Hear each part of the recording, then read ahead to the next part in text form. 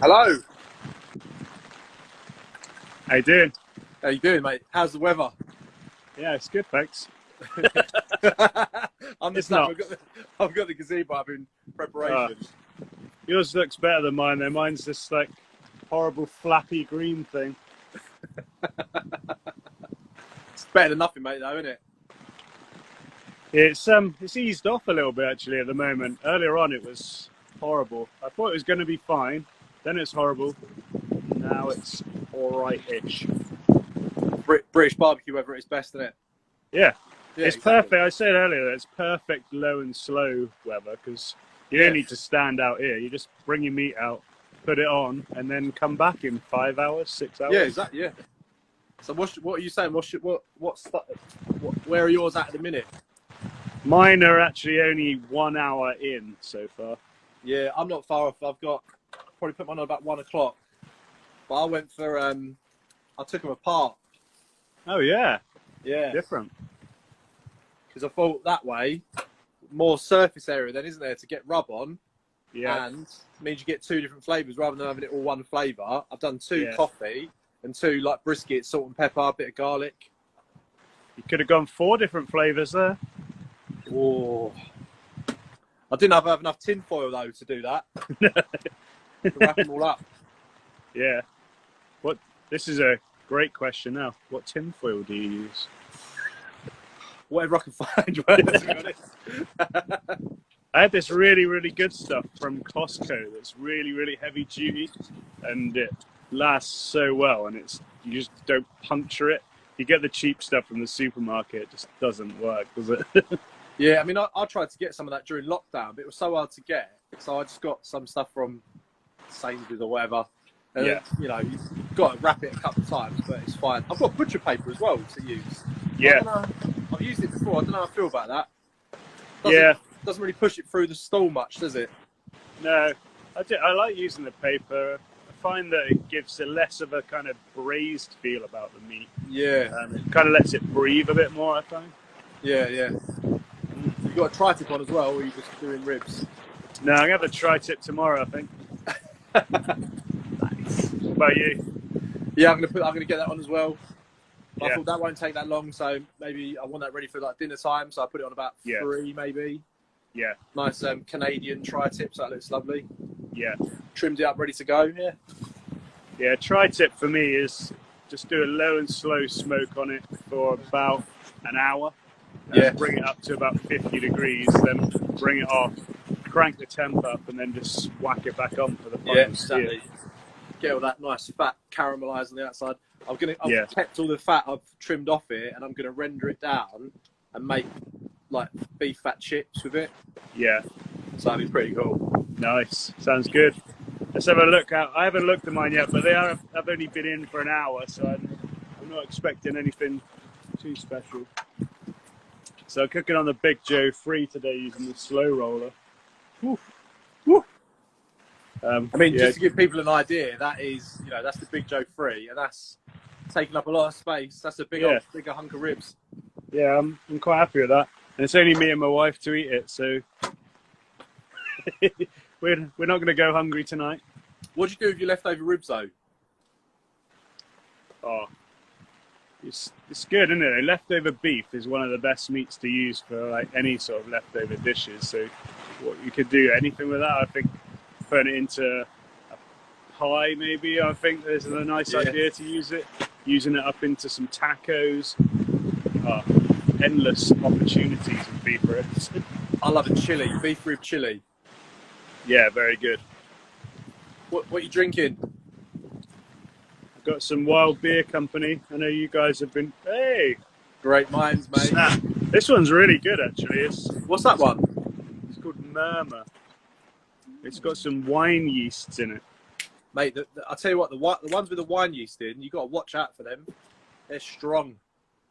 Now you tell me. Yeah. You'll be fine. Next thing you know, you wake up on your kitchen floor like, what happened? Yeah. You tried their new IPA, the Wild IPA?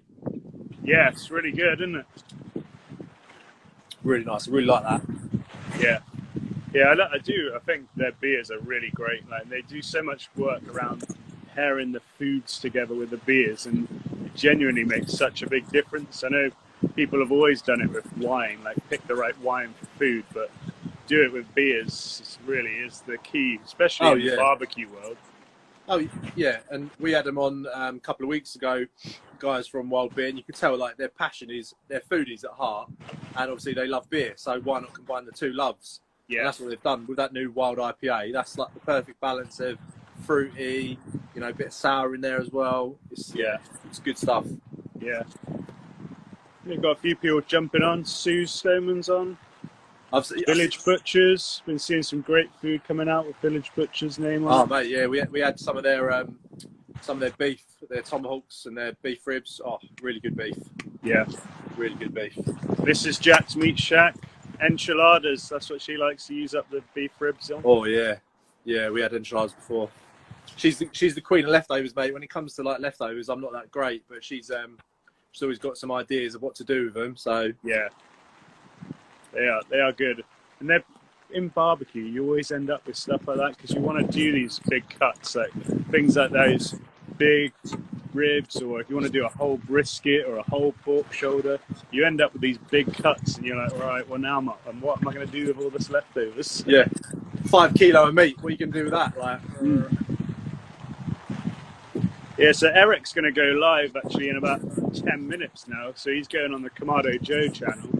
And he's going to do like the full method from lighting. So he's going to show everyone best way to light up when you're going to do a low and slow cook, then how to prep the meat, how to rub it, how to prepare everything really for it. So he'll be going on through the day. So jump on with him at some point and show him where yours are at. Yeah, I will do, mate. I've got I bought some lights now, so when it gets dark, I can set the lights up. We can have a little look at how we're doing. Yeah, you know, low and slow is a good concept, isn't it? Especially as you say in the winter now, like. Don't want to be out here for ages, so the fact that you can set it up. I mean, this hasn't moved. I've had mine on 120 degrees Celsius, and it's not moved. Yeah, not budged. No, I know that's the perfect thing about them. With the Kamado, you just have such confidence that you can just walk away and know that it's going to be in a good place. Yeah, exactly, mate. Yeah, and you slow rolling as well today, or got a slow roller on. Yeah. I love that. That's a, you know, I hate to coin the phrase, of course, a bit of kit, but it is. Yeah. Yeah, I find that it genuinely, you get a better bark on things like a beef rib, on a brisket, like the bark that you achieve. This rain's getting close to my head now. So the bark that you can achieve is exceptional when you're using that slow roller. I mean, we used them last year, didn't we, at the game fair. I think that was the first time we sort of did low flow. I did the pig's head, and you did like the pork shoulder, and the pig's head was like bright red. It was the colour of especially use the big block charcoal. You get such nice colour and flavour from that charcoal. You don't really need any additional wood added to it. And you put that slow roller in, it's a dream. Yeah, I chucked in. Have you put any wood in with yours today or not? No. Yeah, I've gone for like one chunk of hickory with mine today. But you see that's kind of cleared away, and I think it's been going for about an hour and 20 minutes now. That smoke's kind of cleared. Pretty like gentle smoke. It's not. Yeah. Can't even see it really. No, I can just see occasional little wafts of it glistening in the background. But that's exactly what you want, isn't it? You know, I'm sure Eric will tell us that you want a nice, clean, you know, smoke. Don't want, you know, black smoke, because that's going to make your food taste horrible. Yeah. So, yeah. Hey, Knuckle Sandwich, what's up from Toronto? Toronto, yeah. I think that's our furthest away guest yet. Is anyone going to beat that? So I think it's the morning. I think it's about 9 o'clock in the morning now in Toronto. So yeah, just woken up. Nice. So does it make a difference to the meat with which wood you use? Yeah, it does. Definitely does. Oh, massively, yeah. Willow Crafts UK. Think of like woods as seasonings, really, to be honest. So if you're going to use something like hickory or oak, these are like much stronger wood flavors. So putting that on something that's light, like poultry, like a chicken, can be too smoky for some people. Yeah. Depends on your taste buds as well. Like some people like salt on their food and a lot of salt and not much salt. So you really do have to think of wood like that. So the general rule of thumb is to use a fruit wood when you're using it on poultry, and then saving those stronger like hickories and oaks and mesquites and things like that for your beef and your pork. As you say, mate, treat it as an ingredient. You know, it imparts so much flavour in your wood and your food. You know, some things you're just not going to like. Like, I'm not too fond of oak, really. It's a bit too strong for my liking. Yeah. But, you know, I don't like hickory and some of the fruity woods. Like I love cherry. That's probably my favourite, cherry wood. So inoffensive and sweet. Perfect. Yeah, I'd say cherry would probably be my go-to generic one that I'm pretty confident is going to work on anything. Yeah. Gives it a nice colour. Looks like you've got a good smoke ring from it. Tastes nice. Win-win all round. Yeah. Yeah, and I think for me, like the best combo is probably going to be hickory and cherry mixed together. So that's the next thing as well. You don't have to just use one wood. You can create your own, like you'd make a rub or a seasoning. You can mix together your different woods as well. But that's barbecue, isn't it, Ben? You can experiment, and if it doesn't work, you know, for next time, you know, no rules is there out here. No. Yeah, just have fun, experiment, try all sorts of different things. So stateside, hickory and mesquite are the biggest woods, but I love hickory / cherry myself. Yeah. That's my favourite combo, Cannon's barbecue. So we're on the same wavelength there. I actually haven't used mesquite very much, to be honest. You know what? It's quite hard to get hickory and mesquite over here, isn't it? Unless you buy it pre-packaged and chunked up, you can't actually get like logs of hickory. I could be wrong, but I've not seen them readily available. You know, things like apple, oak, really popular over here. Pearwood, cherries, popular, but I've not seen the sort of ones you associate with like low and slow cooks in America too much in the UK. Yeah, Kamado Joe do sell a hickory wood, so you can get hickory from Kamado Joe, but we don't do a mesquite. No. That's quite nice mesquite. I've had that before. It's good for fish and things like that. It's quite light. Yeah. But I've got some pellets from a company called Alfresco Chef, and they've got walnut and they've got acacia. And apparently walnut is very similar to hickory, and acacia is very similar to mesquite. So I'll give them a go and let you know. Yeah. I'd be intrigued about walnut. I think that would be really good. Yeah. Exactly. If it tastes like the actual nut, we're in for a winner.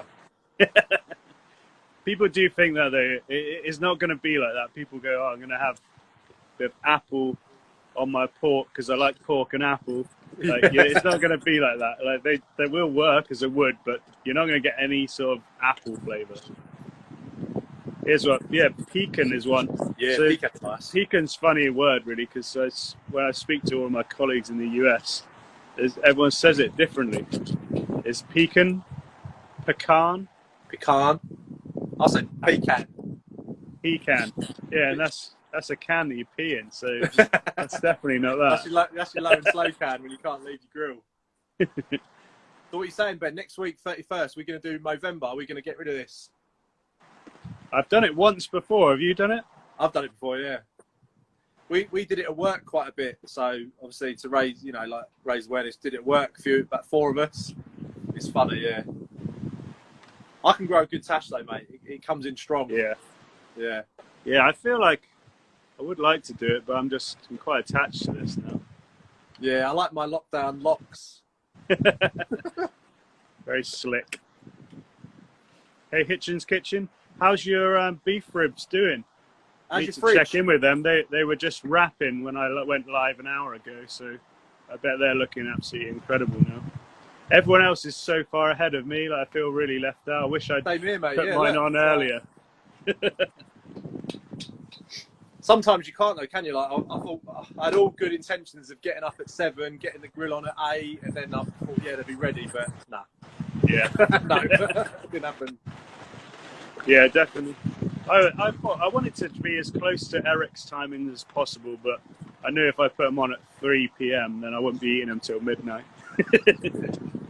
Yeah, because so what time is it where he is? They're 5 hours behind us. Right. So he's starting at 10 a.m. this time. 10 a.m. I bet the weather's a bit nicer though for him. I don't want to be out here at 7 o'clock at night. It'd be like... Yeah, the weather's not quite turned as bad as it has for us over here. No. Why is it hard for you guys to follow people back? It's not hard. We can just press the button. Yeah, exactly. Shoot me a DM after this and remind me, and I'll come and find you. Got to appreciate. Sometimes you get people follow you because we're obviously in the UK. You get people follow you during the night, and if you wake up in the morning, that notification is blocked. A bit like my gazebo. Yeah. Bloody Look hell. away for 1 second, and it'll blow away. Yeah, exactly. Yeah. Do it, please. Thank you. We will, Knuckle Sandwich. Definitely. Right, mate. I'm gonna call it a day before my gazebo blows away. Yeah, good idea. And Eric's going to start in 4 minutes, so Yeah. I'm going to hop on over now and watch the on the Kamado Joe channel and watch it all unravel. Brilliant, mate. Yeah. Get across Kamado Joe, the Kamado Joe American page or UK. Yeah, on the US one, so just at Kamado Joe. So at Kamado Joe, get across there now. Eric Getbart's going to show us how to do a low and slow cooked beef ribs. I'll tell you what, I can listen to Eric talk all day, mate. He's got the gift of the gab, hasn't he? So yeah, he's a great chef, great entertainer. Oh, mate, yeah. All round winner in my eyes. Yeah, mate. Awesome. All right. Right, well, I'll see you over there in a minute. Yeah. Good luck with those beef ribs, and hopefully you're not going to get blown away. Yeah. See you later, mate. Cheers, mate. Bye. Bye.